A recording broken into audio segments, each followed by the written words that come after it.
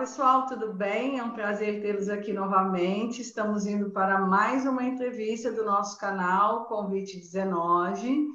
Essa provocação que a gente trouxe nesse período de pandemia, de quarentena, de reflexões, de dúvidas, incertezas sobre como será esse mundo que está começando agora. A gente a ser e descer antes do corona e depois do corona.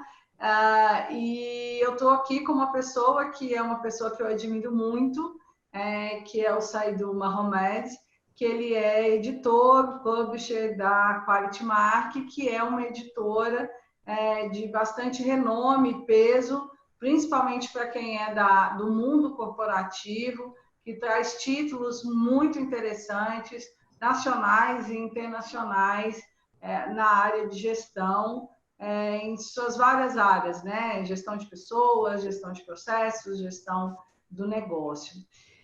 Mohamed, muito obrigada pela sua gentileza de estar aqui conosco. Gostaria que você se apresentasse para o nosso público, para que a gente possa iniciar o nosso bate-papo. Assalamu alaikum, que a paz esteja com todos. Alaikum salam, que é assim que a gente responde, né? Exatamente. Ok. Eu me chamo Saidou Mohamed, nasci em Moçambique, sou filho de indianos, porém muçulmano, e sou brasileiro por opção. Sou editor da Quality Mark e este ano a nossa editora completa 30 anos de atividade ininterruptos, com mais de 1.180 títulos publicados e mais de 1.600 autores brasileiros publicados, que para nós é um orgulho, é um motivo de referência e, por que não dizer, né, é uma conquista. Então, uma apresentação simples e prática. Realmente é uma conquista. Viver da produção de conteúdo e não na ideia, do conceito que a gente tem hoje de produtor de conteúdo, né? Mas realmente aquele conteúdo hard, profundo, com muita pesquisa, com muita discussão. Isso realmente não é para fracos, só é realmente para os fortes, e por isso que a gente te admira tanto. Bom, Mohamed, você até por esse acesso que você tem por força de profissão a tanta informação, sua cabeça não para. Então, eu tive a oportunidade de ler alguns artigos que você produziu recentemente, e um deles me chamou muito a atenção, que foi o Protagonistas da Nova Economia. Esse termo novo, incerto, o que vai vir, o novo normal, o novo mundo, é o que a gente mais ouve nesse momento, onde as placas tectônicas do nosso mundo estão aí, não digo que estão se movimentando, não começaram ainda a se sedimentar. Mas o que você traz para a gente em termos dessa análise de um cenário numa perspectiva de médio e longo prazo? Bom, em primeiro lugar, quero dizer o seguinte: é muito comum dentro do mundo empresarial você ter algumas palavras-chave. Isso são motivos porque permite que as pessoas possam conversar em torno disso. Até pouco tempo atrás estava em voga a economia 4.0, RH 4.0, manutenção 4.0, enfim. Tudo se aplicava a 4.0, que você queria referir à quarta revolução, no caso a revolução industrial, já mais avançada. E agora nós temos, após a pandemia, e você bem definiu AC e DC, olha que coincidência, né? Antes de Cristo, depois de Cristo, 2000 anos depois, estamos nós praticamente ressignificando o que é o nosso novo mundo. Nesse novo mundo, os antigos players que tinham muita projeção, em dado momento eles começam a ter que olhar para o seu próprio umbigo. Vamos exemplificar. Eu recentemente expliquei isso. Houve, digamos, a gente tem que voltar um pouco historicamente atrás, vamos voltar para a Segunda Guerra Mundial, mas um breve resumo para as pessoas entenderem. Após a Segunda Guerra Mundial, os americanos investiram no Plano Marshall. Anteontem, quando o governo brasileiro lançou o Pro Brasil, todos os jornalistas perguntaram se seria o Plano Marshall do Brasil. E o chefe da Casa Civil fez questão de frisar que não tinha nenhuma semelhança, era um projeto de vitalidade, uma nova injeção. Só que tem um pequeno detalhe aí que as pessoas não perceberam. Quando ele diz que está injetando um capital para construir o nosso parque, que já estava se tornando obsoleto, ele sinaliza que a partir de agora essa é a vocação do país. Nós somos capazes, nós temos recursos, nós temos condições, nós temos inteligência, nós podemos inovar, nós podemos produzir com qualidade. Olha que coisa interessante. Jornalistas, poucos se atentaram apenas uma pequena forma como ele colocou esse plano PRO. Obviamente, como editor, eu tenho que ter uma leitura diferenciada. Eu sempre coloquei, pautei na minha vida, estar sempre um passo à frente do que o que eu ouviria acontecer ou poderia vir a acontecer. E acho que isso deu certo na editora. Eu sempre consegui mapear muito antes de muita gente quais seriam as tendências que o mercado assumiria.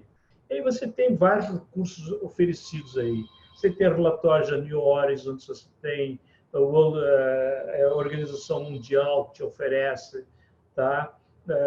Relatórios. São relatórios chatos, enfadonhos, você tem que ler, porque no meio daquelas entrelinhas tem algumas informações que são as tendências que virão a acontecer. Veja bem, me chamo Mahomet, não quero ser profeta de nada.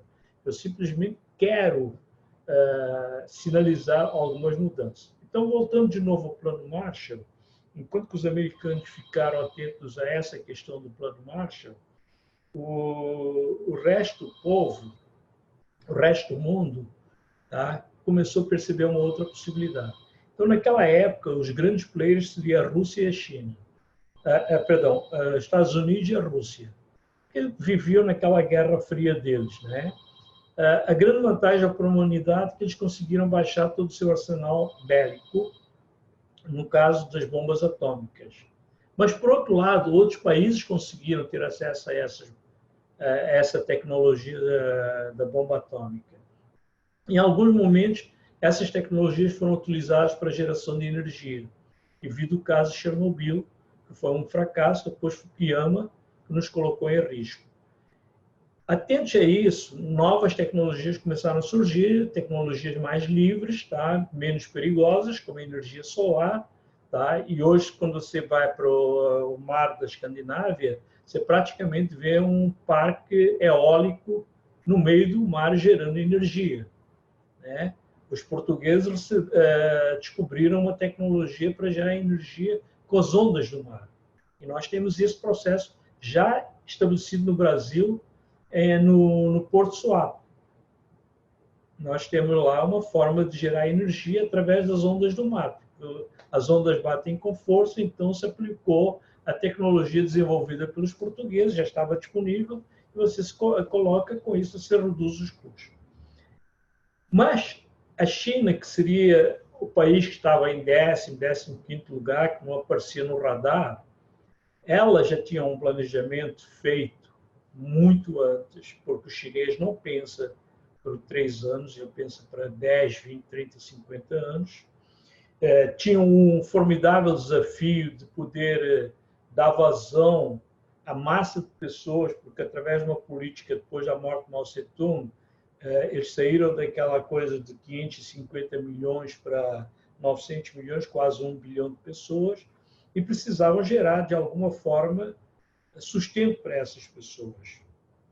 Então, daí se definiu-se criar uma nova rota de seda.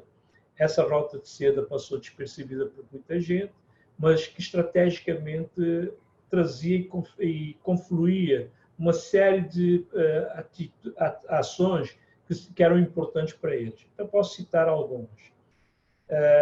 Da mesma forma que os americanos ajudaram os países europeus a se reconstruir, eles olharam o mapa e estrategicamente escolheram os países para quem eles poderiam dar os primeiros apoios financeiros. Por quê? Porque eles tinham capital para isso. Aí vem a globalização. A globalização faz com que 94% das indústrias mundiais convergissem todas para a China. A China consegue oferecer produtos com baixo custo e com demandas altas e entregando em tempo hábil. Então, isso fez com que as empresas que normalmente eram criativas achassem que deviam só manter o seu centro de criatividade em posse deles e liberar a manufatura. Só que, indiretamente, acabamos exportando os empregos. Os empregos migraram todos para a China e a China começou a subir.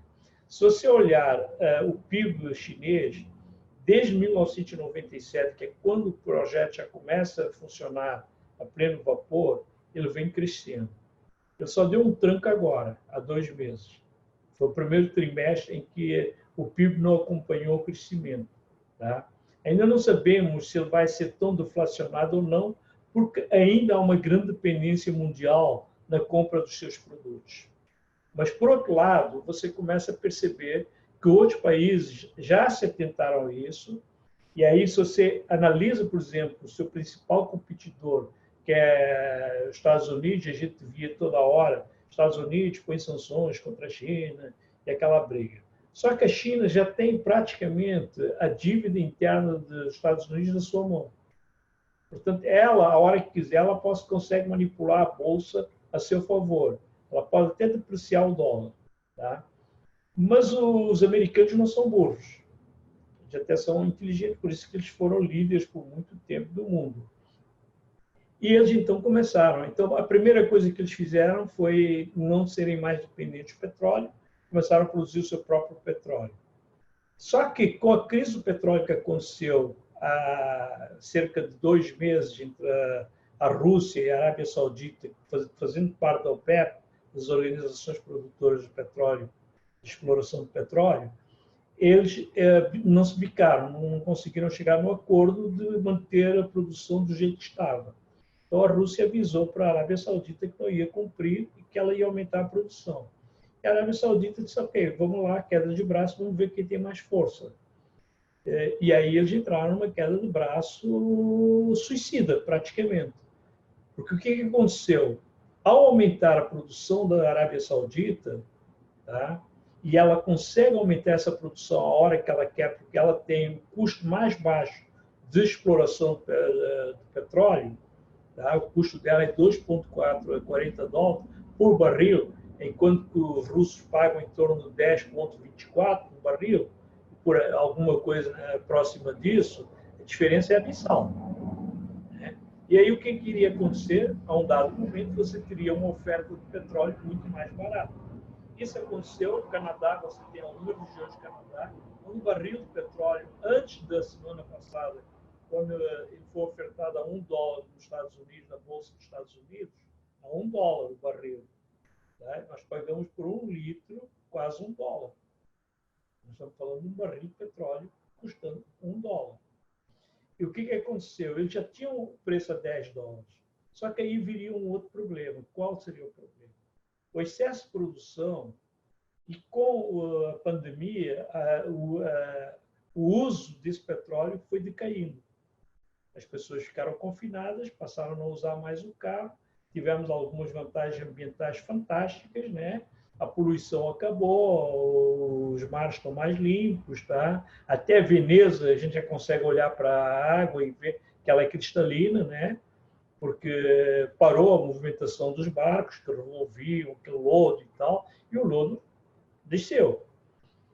Então, nós temos agora um tremendo desafio pela frente. E quando eu digo desafio, também falo de oportunidades. Por quê? Porque toda crise ela gera oportunidades. Isso é um fato. A gente ouvia isso já, os chineses já diziam. Mas voltando aqui de novo à China, a China resolveu pegar o seu dinheiro e resolveu assistir países que precisavam se desenvolver. Então, na África, eles pegaram os principais países-chave, fizeram acordos, o que você precisa, aeroporto, enfim, o que você precisa. Eles construíram estrada, ponte, o que eles queriam os chineses faziam porque eles já tinham esse processo dominado. Eles têm uma tecnologia tão avançada que eles conseguem levantar um prédio em 2 dias. E a gente viu o hospital que eles construíram em 5 dias. Não foi um hospital de 1 andar, foi um hospital de 20 andares. Tá? Então, isso aí é uma preparação que foi feita, não foi nada por acaso, isso já é uma preparação.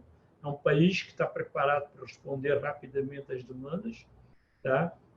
E aí, o que eles fazem? Eles começam a assistir esses países, vão para a Ásia, assistem, por exemplo, você pega uma Sri Lanka, que é uma ilhazinha, praticamente quase ninguém falava dela, tá? E hoje é uma ilha que está crescendo fortemente. Receberam muito financiamento chinês, só que, em um dado momento, não tinham como pagar. O que os chineses fizeram? Foram lá e disseram, ok, o porto, a partir de agora, passa a virar nosso controle.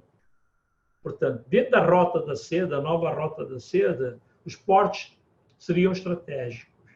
Só que ninguém levantou por que eles tinham interesse nos portos estratégicos sendo controlados por eles. Porque a partir do momento que você controla o porto, você controla a entrada e a saída dos insumos. Portanto, a sua produção, que já é alta, pode ser desovada com mais facilidade, tá?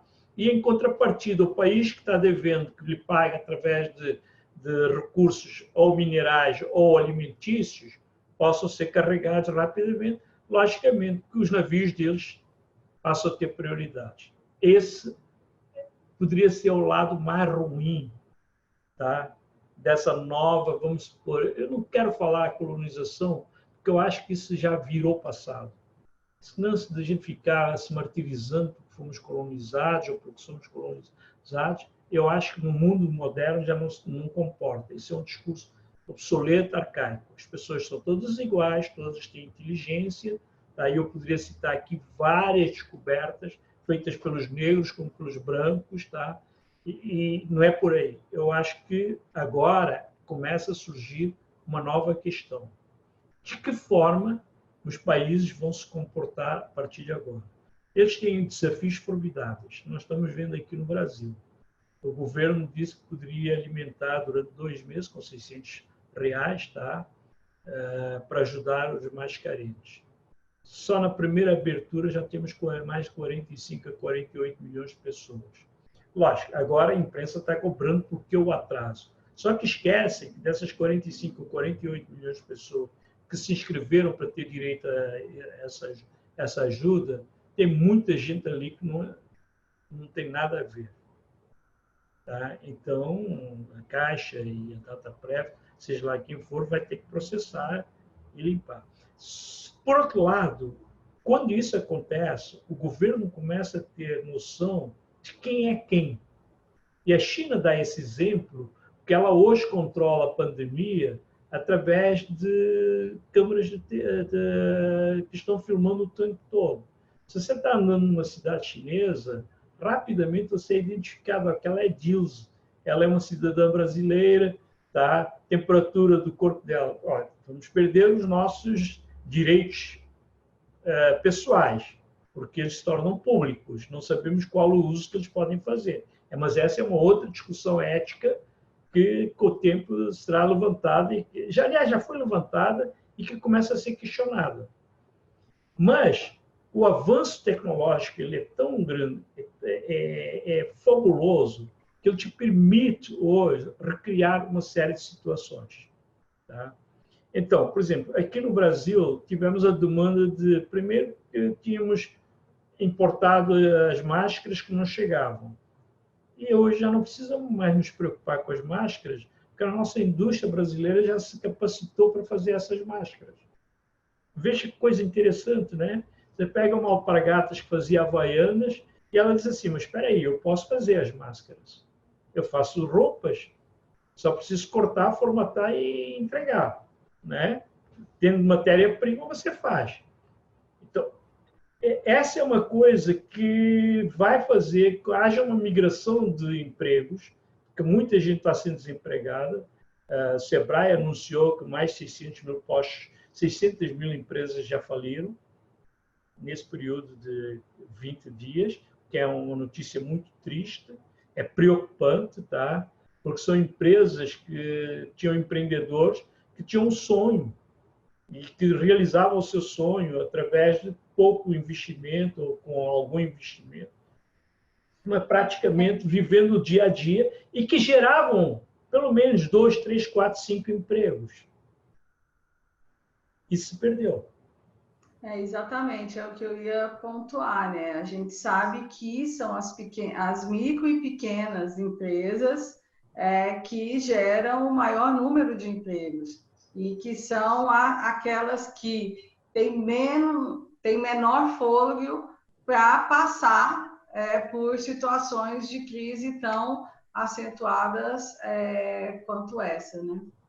Tá, então, aí você vai ter praticamente um efeito dominó em vários outros setores, né? Porque muitas vezes a gente pensa, a empresa lá da esquina, a padaria da esquina fechou. Só que a padaria da esquina, ao fechar, ela gera um impacto. Tá? Primeiro, que não atende mais aquela população. Segundo, que as pessoas que trabalhavam lá estão desempregadas. Terceiro, que o cara que fornecia farinha não vai mais poder fornecer. O distribuidor de bebidas que entregava lá água e bebidas não vai poder mais entregar. O fornecedor de café deixou de ter mais um cliente. Isso gera um efeito dominó ao contrário. Na cadeia de valores dessa padaria, isso gera um efeito dominó ao contrário. Agora, tem um outro aspecto que a gente tem que levar em conta. O fato de estarmos em quarentena faz com que você crie novos hábitos.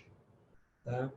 Você tem que voltar a dar lições para os seus filhos, que vinham dentro de um processo educacional que você mal tinha tempo de acompanhar. Tá? E aí você se surpreende que a qualidade do ensino no Brasil é muito fraca, apesar de nós investirmos 5,5% do PIB, tá? E dentro da OCDE é até extremamente satisfatório, porque está próximo de 6%, investimos mais até do que a China, mas com menos eficácia do que a China. E por quê? Porque eles têm um programa estanque já praticamente desenvolvido, onde o setor de educação tem que responder. E quem está responsável por isso, não entregar os resultados, é punido. Ninguém passa a mão na cabeça. Tá? Então, você tem essa diferença que precisa ser resolvida. Vamos voltar para o ambiente de trabalho, que é interessante. Muitas pessoas que estão hoje em casa estão descobrindo outras habilidades. Provavelmente você já deve ter ouvido falar em polímatas. Sabe o que é polímatas? Então, polímatas são pessoas que têm diversas habilidades. É um exemplo clássico que todo mundo conhece, que é o Miguel Ângelo. Melhor do que ele. Tá? Vamos pegar um outro exemplo mais próximo de nós. O imperador Dom Pedro II. Era um polímata. E por que ele era polímata? Porque ele dominava vários idiomas, ele tinha conhecimento de biologia, ele tinha conhecimento de medicina, ele tinha conhecimento rudimentar de economia, ele traduziu as 1001 histórias do árabe para o português, portanto ele era poliglota. E todas essas habilidades foram adquiridas ao longo do tempo e ele não teve como exercer, mas no exercício da sua gestão ele pôde aplicar. Então, muitas pessoas estão descobrindo isso. Né? O maior exemplo disso é o Da Vinci, que deixou uma série de legados. Né? A gente fala hoje em drones, mas o Da Vinci já tinha um modelo do drone feito. Isso, quem vai para a Itália consegue ver isso no Museu do Da Vinci, um drone feito de madeira, uma réplica do que ele fazia. Lógico que precisava ter muita gente para girar aquilo, o homem-pássaro, o helicóptero, enfim, uma série de descobertas. Né? Se você olhar até questões hidráulicas, o cara previu. Por quê? Porque o cara era um cara super dotado? Não. Ele era um cara médio como nós, só com uma diferença. Ele tinha um poder de observação que era muito apurado. E ele conseguia enxergar o óbvio. E essa é a grande dificuldade que nós temos, de enxergar o óbvio. Então, o que vai acontecer nas empresas? As empresas, muitas vezes, quando contratam um profissional, eles fazem todo o mapeamento de competências desse profissional. Né? Aí você descobre que o cara é poliglota, que o cara é isso, assado, guisado, etc. E tal. E aí você pega o cara e coloca o cara num setor onde o cara pode ter 15 competências e apenas uma é desenvolvida. Na hora que o presidente diz assim, precisamos reduzir os custos, você tem que demitir, você sai demitindo sem olhar as competências das pessoas. Quando você poderia aproveitar, e muitas vezes aquele cara que estava exercendo, ele é mandado embora, quando o cara reúne outras competências que você aliar à primária que ele vinha fazendo, tá? Você não precisa, você pode demitir 3 que não necessita e ele vai fazer o trabalho para os outros 3. E você mesmo sabe que hoje quem está trabalhando em casa está entregando trabalhos de melhor qualidade. A entrega está sendo pontual e com altíssima qualidade. Qualidade essa que você não tinha dentro do ambiente de trabalho. Então, essa é uma mudança que nós vamos ter. E com a capacidade, né, de criar a melhor forma, que muitas vezes, quando você está ali no ambiente de trabalho, naquela rotina, você nem ousa pensar uma forma melhor de fazer, ou até se questionar se aquilo é importante, não é importante, coisas que são importantes, que não estão sendo tão valorizadas ali na entrega daquele trabalho, né? A gente consegue ter efetivamente, né, já que é o tema aí do que a gente está conversando, efetivamente assumir o protagonismo. O cara que entrega aquilo que precisa ser entregue, independente do tamanho da sala dele, né, independente de onde ele está na estrutura organizacional, ele consegue realmente ser ali aquilo que a gente fala muito da competência tão modinha, né, que se fala do senso de dono. Agora a gente está percebendo em muitos trabalhadores, em muitos profissionais, esse senso de dono que, apesar de muitas organizações exigirem, elas não dão o espaço para que isso efetivamente aconteça, né? E outro fenômeno interessante, só desculpa te cortar, é que as pessoas estão descobrindo o que traz para eles a satisfação. E o que, além da satisfação, e as empresas estão descobrindo, o que eu estava entrevistando um Robson Santarém, numa outra entrevista, e ele citou um livro, né, que ele estava lendo, que chama Trabalho de Merda, né? E que ele colocando que as empresas perceberam isso. O que é esse trabalho de merda? É aquele que não agrega efetivamente, ou que se tirar ele, ou a pessoa que faz, ou até mesmo aquela entrega, não vai fazer tanta falta. E as organizações, elas estão percebendo que elas investiam energia e construíam a sua gestão, a sua cultura organizacional em cima de coisas que efetivamente não eram relevantes. E não só não eram relevantes, como também atrapalhavam chegar naquilo que é relevante. Então, o que vai acontecer? A partir de agora, as pessoas descobrem um novo propósito. Tá? E, ao descobrir esse novo propósito, a confiança deles sobe, que era uma das grandes demandas que nós tínhamos. Ele passa a ser um pouco mais engajado em relação à missão, visão, valores da própria empresa. E se ele achar que aquele emprego não é mais saudável para ele, ele não vai hesitar em largar o emprego. Por quê? Porque ele agora está começando a descobrir que ele é capaz de fazer algo diferente. Tá? Agora, cabe às empresas criarem um ambiente para que esse profissional possa entregar cada vez mais, onde ele atinge a sua máxima performance. De que forma ele vai atingir a sua máxima performance? Né?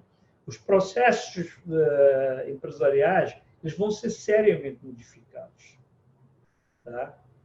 Você vai acabar descobrindo que várias etapas daqueles processos são perfeitamente descartáveis.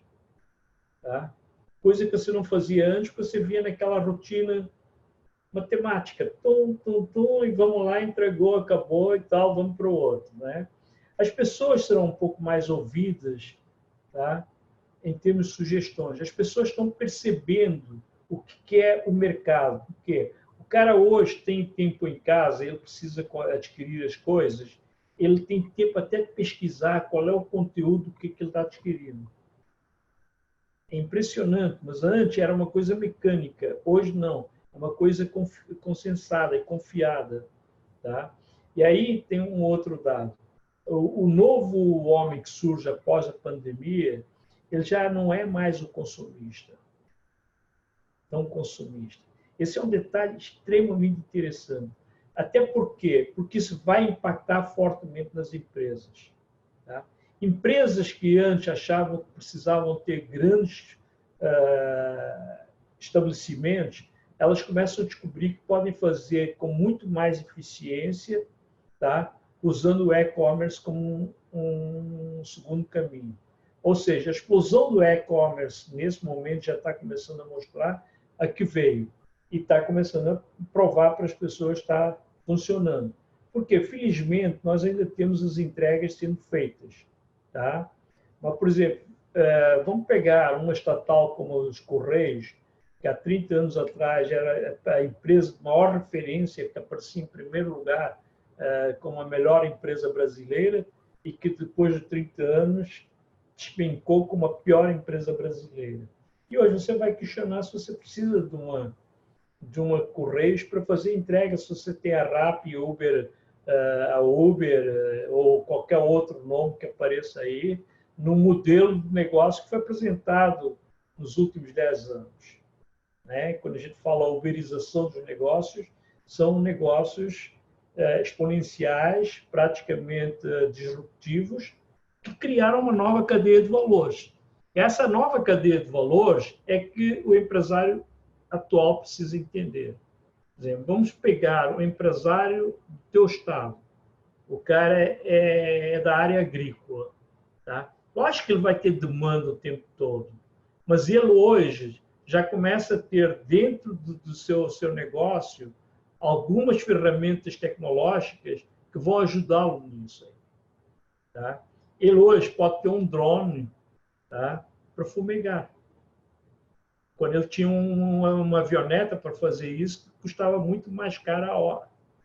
E ele hoje consegue fazer isso com um drone.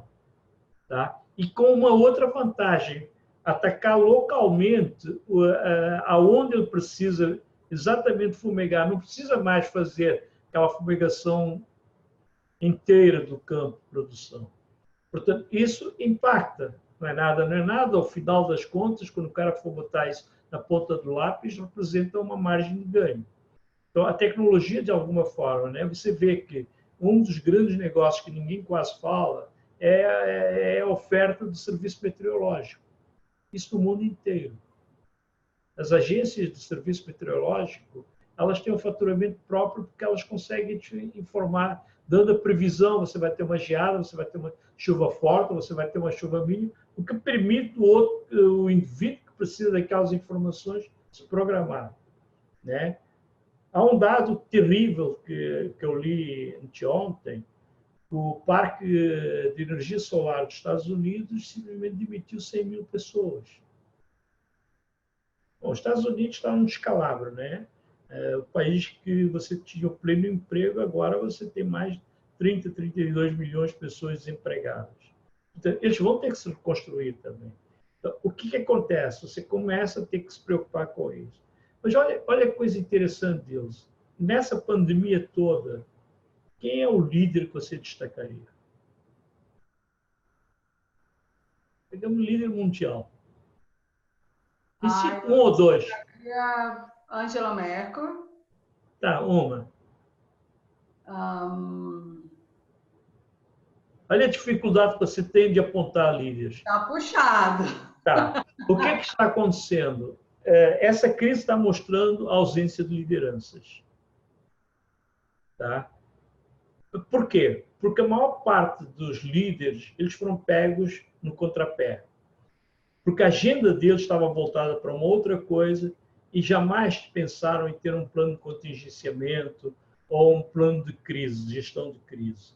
E ficou muito claro agora que você tem lideranças mais díspares possíveis. Você tem aquele cara que vai para a TV, que sabe se comunicar um pouco melhor, que baixa o tom de voz, quer te mostrar que é um cara sério, mas quando você começa a ver as ações do cara, terrível. Aí você tem outro cara que é bronco, não está nem aí para nada, tá? E que de alguma forma tenta nortear. Mas também não sabemos se está certo ou está errado, né? Então falta uma liderança clara. Por exemplo, o que nós vimos na Segunda Guerra Mundial, quando Winston Churchill resolve assumir, tá? E conclama os países aliados e diz assim: essa é uma guerra universal contra um inimigo comum. Porque pode não ser teu inimigo hoje, mas vai ser teu inimigo daqui a pouco. Se nós perdermos aqui, acabou. E aí os países se unem, você divide o mundo em duas partes, tá? Os aliados contra o eixo, né? E felizmente os aliados ganharam. Então daí você consegue criar toda essa harmonia e faz. Só que nesse momento a pandemia ela está praticamente isolando os países. Cada país, a partir de agora, precisa ter sua própria cultura, precisa ter os seus próprios projetos. Ela tem que começar a olhar para o seu umbigo. Ela não pode ficar olhando para o horizonte sem primeiro olhar para o seu umbigo. Então, várias coisas surgiram à tona, né? Nós vimos que não tínhamos um sistema de saúde eficiente, se desperdiçou muito dinheiro em muitas outras besteiras que não agregaram valor. Tá? E hoje a gente está começando a perceber que nem tudo é futebol, samba ou carnaval, né? E estamos pagando um preço caro por isso, porque estamos perdendo vidas. Começamos a perceber que precisamos melhorar as infraestruturas, precisamos tirar as pessoas da linha de pobreza. E como é que você vai fazer isso no momento em que metade da população ativa está desempregada? Atenção, metade da população ativa está desempregada. E aí você tem um outro problema.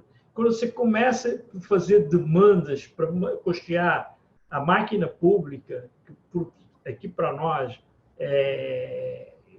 a palavra mais forte que eu teria, eu não posso falar no ar, mas que é, como é que eu digo? Até é um abuso que acontece. Tá?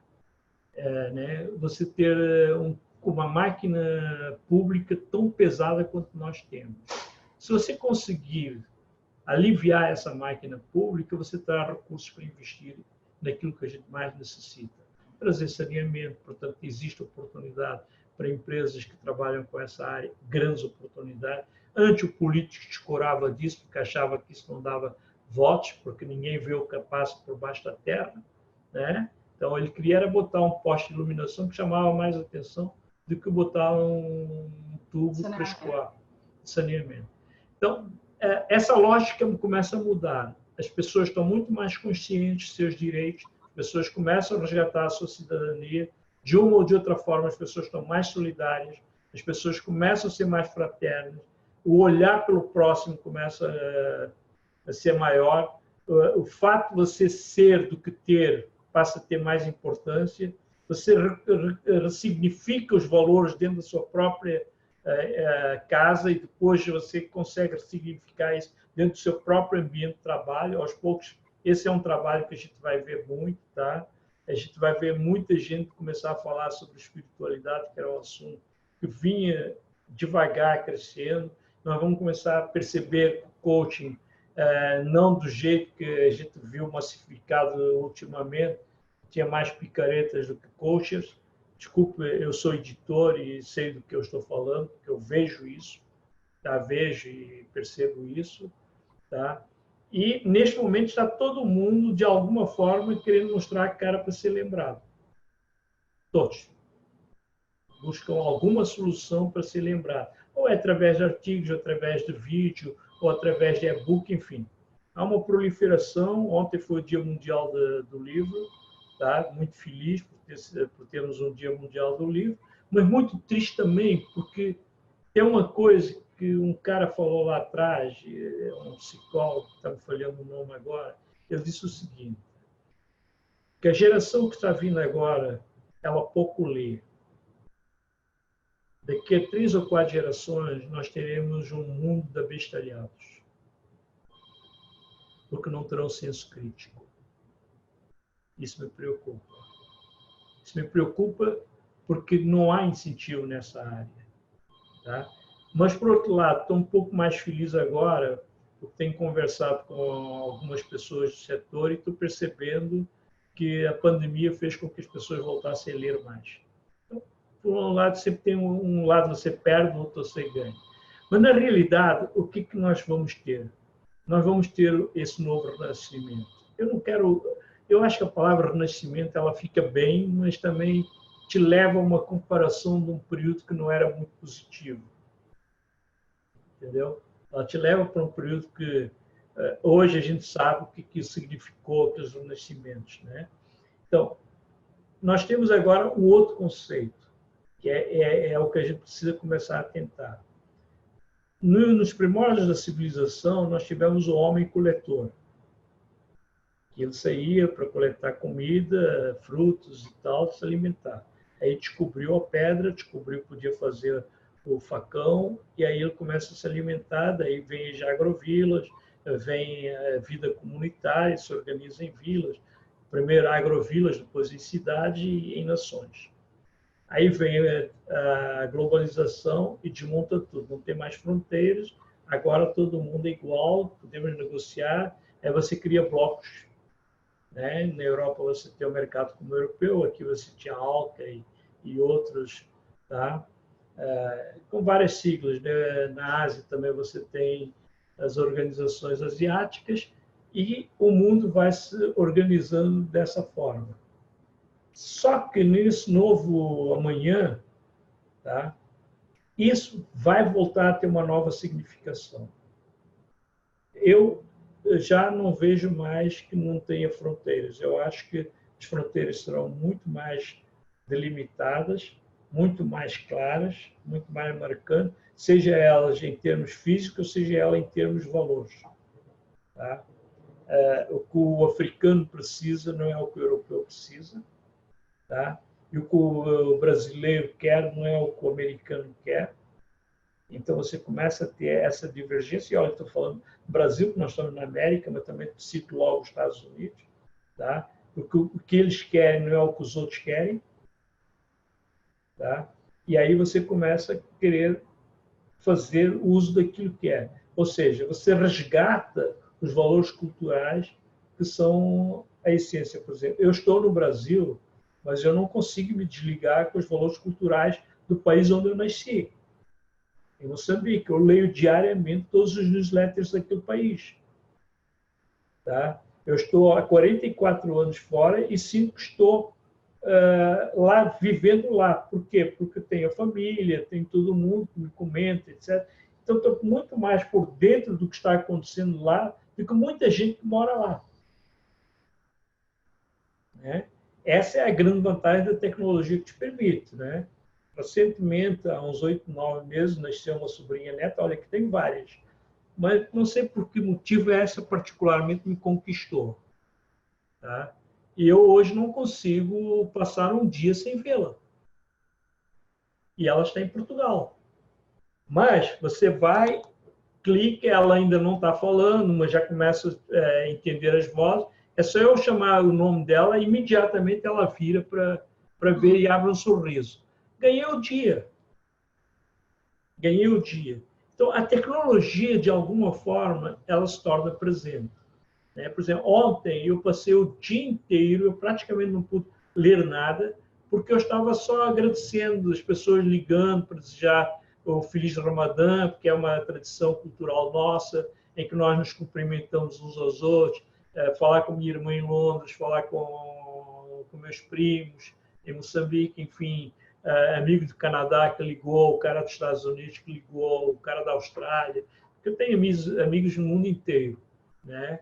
E isso você começa a dizer assim, gente, isso há 20 anos, há 30 anos atrás era impossível. Tá?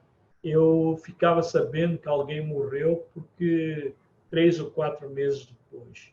Hoje não, hoje eu fico sabendo, em 2, 3 minutos eu fico sabendo que fulano morreu, ou que nasceu, ou que casou, enfim. Então, essa é uma coisa que nós temos que começar a valorizar mais. Mas vamos lá, qual é a tua pergunta? Para a gente ir, né, para o nosso fechamento, de tudo que a gente falou, algo conduziu, que é a questão do protagonismo. Então, seja no nível macro, no nível da estratégia de países, seja no mundo organizacional, seja o prestador daquele serviço, né? Sejamos nós com as nossas famílias e nossos amigos. E nessa caracterização do protagonismo, seja em que aspecto for, né, em que locus for esse protagonismo, a gente está falando muito da questão da informação e do conhecimento. Então, falando dos protagonistas dessa nova economia, essa questão do domínio do conhecimento em termos do macro dos países, em termos das economias, em termos do mundo corporativo. Quem são esses novos protagonistas? Ok, no artigo que eu escrevi, eu fiz uma projeção dos protagonistas países, digamos, os novos protagonistas da nova economia, tá? Hoje eu falei um pouco mais no resgate do ser humano, que eu acho muito mais importante. Os países, eles dependem do ser humano. Tá? E normalmente a gente diz que vem de cima para baixo, eu já sou da opinião que vai de baixo para cima. Tá? Procurei focar um pouco mais, porque eu estou falando para brasileiros, não estou falando para o mundo, estou falando para os brasileiros. E nesse momento eu percebo uma angústia, uma ansiedade muito grande pelo que nos aguarda pela frente. Óbvio, eu também como empresário estou angustiado, estou ansioso, por que não dizer suando frio, tá? Tem compromissos. Tem compromisso, eu tenho que pagar o meu parceiro, eu tenho que pagar meu autor, eu tenho que pagar as pessoas que confiaram o seu trabalho para mim, e eu também, em função dessa confiança, fui para o mercado. Então, o que eu diria que a primeira coisa mais importante nesse momento é como restabelecer essa confiança, em que bases, tá? E de que forma nós vamos restabelecer a confiança. Essa é a primeira coisa. Atenção, não só nas relações comerciais, como também as relações pessoais. A gente sabe de vários, eu pelo menos conheço vários casos, o casamento está por um fio. A convivência foi muito forte e aí começaram a aparecer outros valores. Né? E isso está por um fio. Ou esses casais saíram mais fortalecidos, ou esses casais não terão mais alternativa.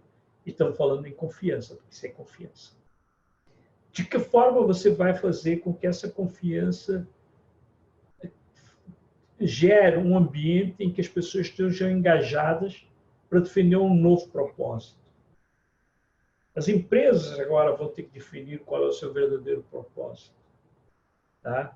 E aí a gente vê que temos várias empresas em ações de solidariedade, fortíssimas. É nessas horas que a gente começa a acreditar que ainda há esperança no ser humano. Isso é fantástico. Né? Empresas que não têm, que estão até paradas, mas que estão doando. Algumas, olha, eu tenho recursos financeiros, posso ajudar. Mas eu tenho recursos técnicos que já estão à disposição. Mas eu posso fazer isso, eu posso fazer aquilo.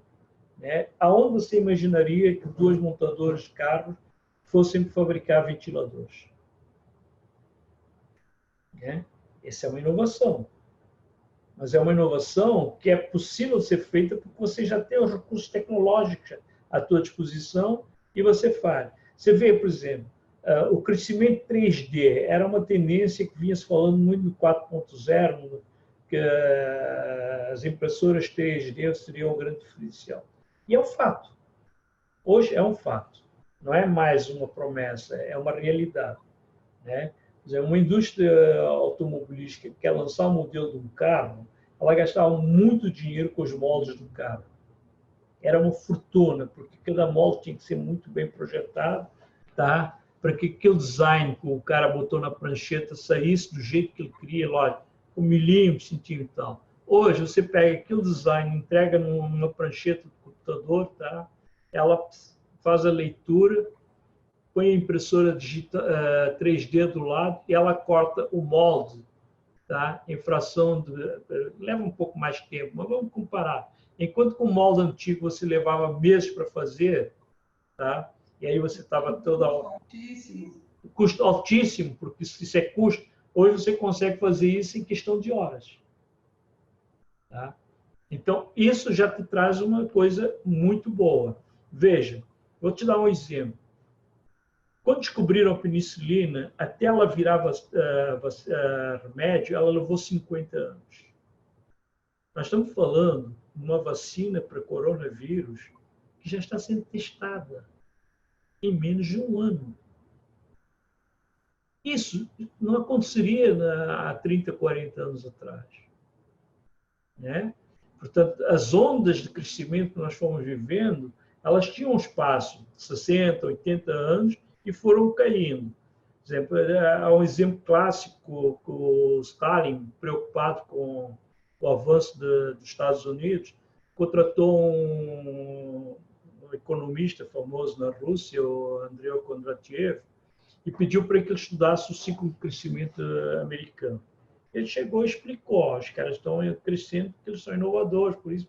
E aí o Stalin não gostou da resposta aí, descartou e botou o cara no arquipélago lá, isolado, tá? De Solzhenitsyn, enfim, um gulag da vida, e esse cara acabou morrendo.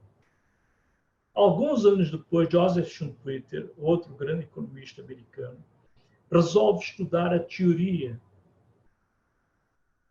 essa teoria que o Kondratiev tinha colocado. E aí ele começa a perceber que o hiato entre os ciclos estava diminuindo cada vez mais. Daí você tem o cara de chips, o Moore, que veio e disse a cada 4 anos os chips passam a ter uma capacidade maior. Depois reduziu para 2 e agora você não ouve mais falar em quanto tempo o teu chip foi modificado.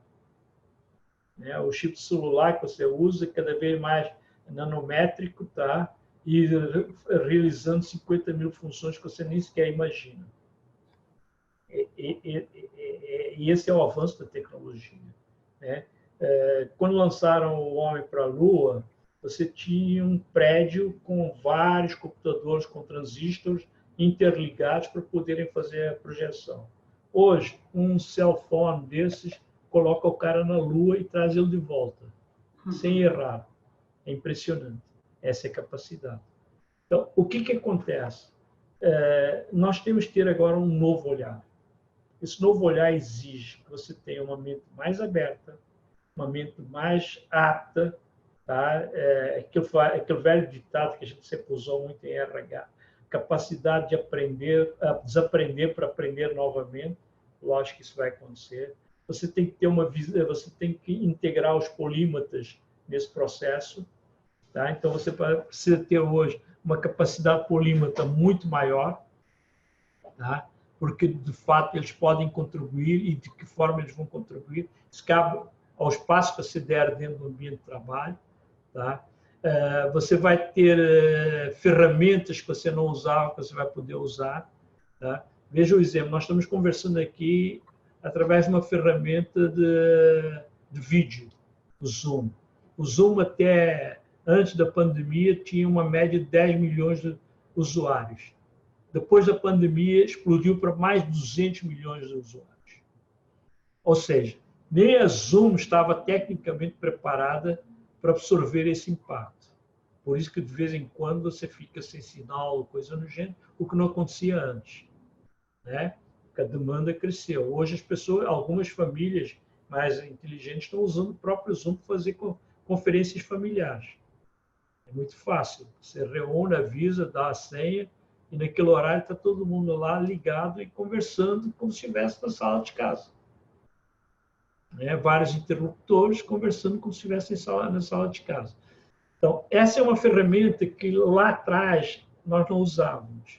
E com isso você consegue baratear os custos de viagem, não há mais necessidade de deslocamento, você não tem mais hotel. Por exemplo, a própria hotelaria vai ter que se reinventar.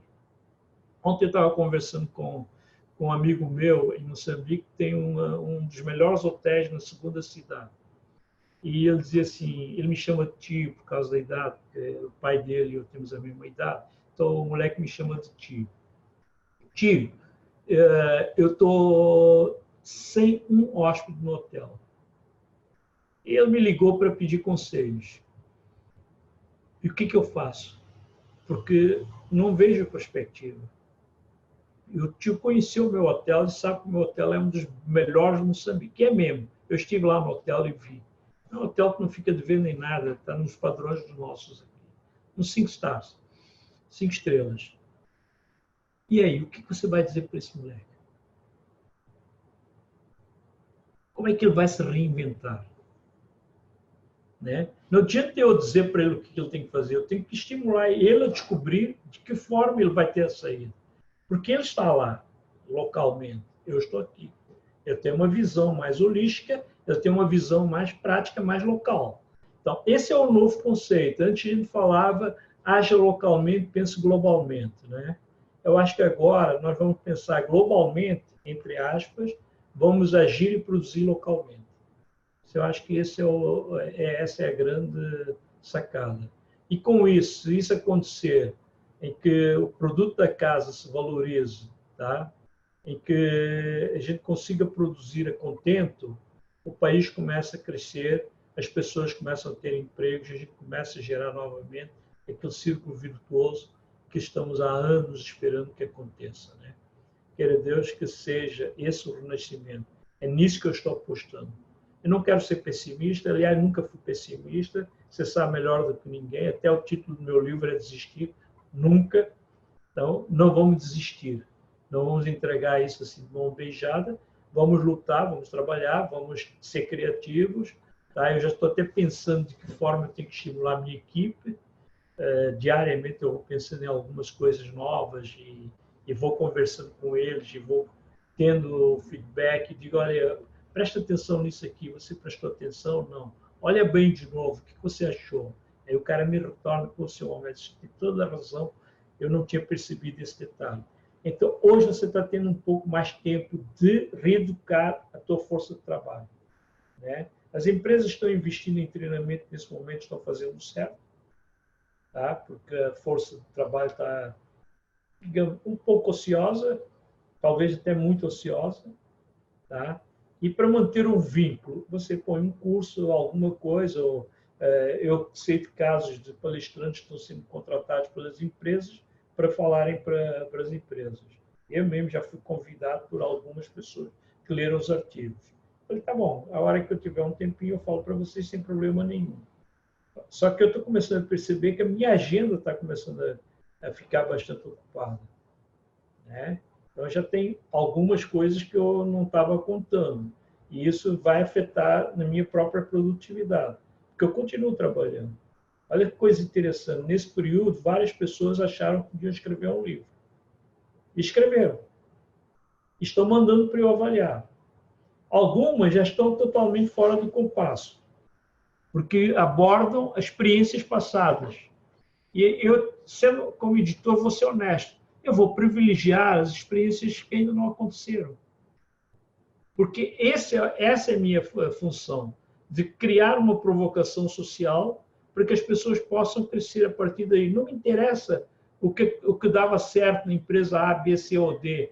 Isso é um modelo passado, ultrapassado. Né? A disrupção ela é herética. Tá, pam, pam, acabou. E outra, não tem mais unicórnios. Tá? Não vamos pensar que vamos ter um campo de unicórnios aí, não. Poderá surgir uma ou outra empresa mais disruptiva, uma ou outra empresa um pouco mais criativa, que vai aproveitar os modelos que estão aí, vai combinar, vai criar uma liga entre eles e oferecer para o mercado. Né? Veja um exemplo, bancos. Bancos vão sofrer pesadamente. A gente está começando a descobrir que você não precisa mais ir ao banco. Olha que coisa interessante, né? Mas, por outro lado, surgem oportunidades para bancos como fintechs, tá? Que oferecem o mesmo crédito a um custo menor e que basicamente não tem os custos dos grandes bancos que têm que pagar instalações caríssimas nos principais shoppings ou nas principais avenidas, né? Então, você não há mais essa necessidade de vinculação. Hoje você faz qualquer pagamento eletronicamente, você entra na internet, baixa lá o código, paga e PT saudações. Isso você faz em 3 minutos. Se você estiver organizando, você faz em 3 minutos. Eu estava vendo até, eu estou com a minha financeira que está grávida, acho que nasce depois da pandemia, acredito que a menina chegue com muita força para nós. E comecei a perceber que tem muitas funções dela que nós já estamos podendo fazer. Eu, por exemplo, não mexia com a parte financeira, como continuo não mexendo. Eu só dou os pitacos. Tá? A Armida cuida, a Luciana que cuida. Mas o fato da Luciana estar em casa, e já há algum tempo, até antes da pandemia, a gente já tinha colocado ela em casa, tá? Porque ela sofria um pouco a gravidez do risco, e a gente falou, não, pô. Ela se dedicou à empresa esse tempo todo e agora quer realizar o sonho pessoal. Tá? Só que ela está super nervosa, porque ela não sabe o futuro dela. Eu falei, calma, filha, teu futuro está garantido. Ninguém vai te demitir a hora que você parir, o governo vai te pagar o salário. Se não der, a gente complementa, não há problema nenhum. Porque se nós estivermos bem, não vai ter muita mudança. Lógico, nós vamos sofrer, a retomada não vai ser fácil. Nós vamos ter que fazer muitos ajustes. Mas agora estamos tendo a oportunidade, mais uma vez, de olhar os nossos processos, limar os processos da melhor forma possível, tá? Aperfeiçoar eles de forma que a gente possa entregar a resposta que o mercado quer. E a gente vem com força, se Deus quiser. Com certeza. Muito obrigada, foi um prazer. Conversamos aí quase 1 hora, muito conteúdo. Eu queria te agradecer muito pela sua disponibilidade. Por isso, né, eu chamo isso de carinho, sabe? O carinho de se compartilhar aquilo que a gente sabe e com outras pessoas. E isso realmente não tem preço. E eu agradeço muitíssimo. Por favor, se despeça do nosso pessoal para a gente encerrar o nosso bate-papo. Eu vou usar um termo simples. Galera, tenham fé que tudo vai dar certo. Não percam as esperanças. Um novo mundo, um mundo que nós sonhamos, pode estar ao nosso alcance. E o detalhe mais importante, estamos fazendo história. Esse é o detalhe mais importante. Nós somos partícipes dessa história. Portanto, nós podemos escrever como queremos ser vistos no futuro. Tá? Esse será talvez o maior legado que nós possamos deixar para os nossos netos e bisnetos. É isso aí. Obrigado pela atenção, obrigado pelo carinho, pela gentileza. Você sabe que eu te adoro mesmo, tá? E estamos aí. Um beijo. Obrigada. Tchau. Obrigada, gente, por estar aqui conosco. Aguardem, ainda teremos mais. A gente já está chegando aí, passamos da metade da proposta desse canal, que são 19 entrevistas.